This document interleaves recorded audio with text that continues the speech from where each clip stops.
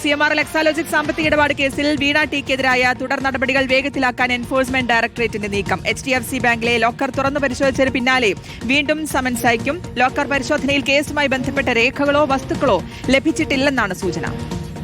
ഇതിനിടെ 242 ബാങ്ക് അക്കൗണ്ടുകളിലായി 18.36 കോടി രൂപ മരവിപ്പിച്ചതിന് പിന്നാലെ കണ്ടുകെട്ടൽ നടപടികളിലേക്കും ഇ ഡി കടന്നിട്ടുണ്ട്. സജോ ദേവസ്യ വിവരങ്ങളുമായി കൊച്ചിയിൽ നിന്ന് ചേരുകയാണ്. സജോ, വീണ നൽകിയ മൊഴി അത് വളരെ വിശദമായ അന്വേഷണ സംഘം ഒരു ഭാഗത്ത് പരിശോധിക്കുന്നുണ്ട്. അതിനൊപ്പം തന്നെ ലോക്കർ തുറന്ന് പരിശോധന പോലുള്ള നിർണായക നടപടികളും ഇ ഡിയുടെ ഭാഗത്ത് നിന്ന് കണ്ടു. ഇനി വീണ്ടും വിളിപ്പിക്കുന്ന കാര്യത്തിൽ എന്താണ് അന്വേഷണ സംഘത്തിന്റെ മനസ്സിൽ? സജോ ദേവസ്യ.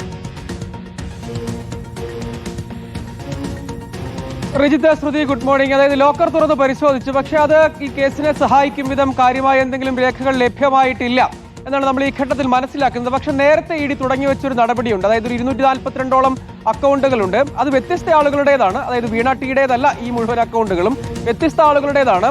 അതിൽ ഉള്ള ഏതാണ്ട് ഒരു 18 കോടിയിലധികം രൂപയുണ്ട്. അതും കണ്ടുകെട്ട് അല്ലെങ്കിൽ മരവിപ്പിക്കുക എന്ന നടപടിയിലേക്ക്, പൂർണ്ണമായും മരവിപ്പിക്കുക, കണ്ടുകെട്ടുക, നേരത്തെ മരവിപ്പിച്ചതാണ്, അത് കണ്ടുകെട്ടുന്ന നടപടികളിലേക്ക് പോകും.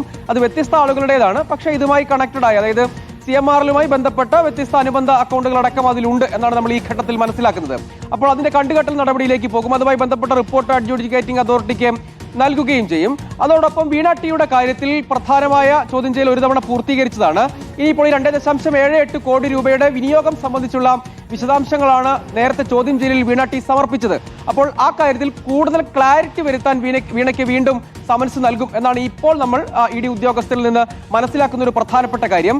ഇത് കൂടാതെ CMRLന്റെ ഉന്നതർ ഇനിയും അവശേഷിക്കുന്നുണ്ട്. അതായത് 9ഓളം പേർക്ക് നോട്ടീസ് നൽകിയിരുന്നതാണ്, സമൻസ് നൽകിയിരുന്നതാണ്. അത് എല്ലാവരുടെയും ചോദ്യം ചെയ്യൽ പൂർത്തീകരിച്ചിട്ടില്ല. അവരെ കൂടി വിളിച്ചു വരുത്തും. ഇത് കൂടാതെ CMRLന് ഒരു അനുബന്ധ സ്ഥാപനം കൂടിയുണ്ട്, നിപുണ ഇന്റർനാഷണൽ.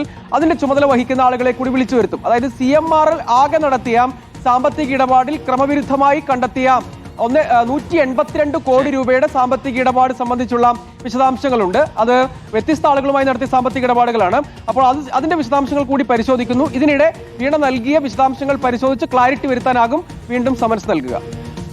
സജോ ദേവസ്യ കൊച്ചിയിൽ നിന്ന് വിവരങ്ങൾ പങ്കുവയ്ക്കുകയായിരുന്നു.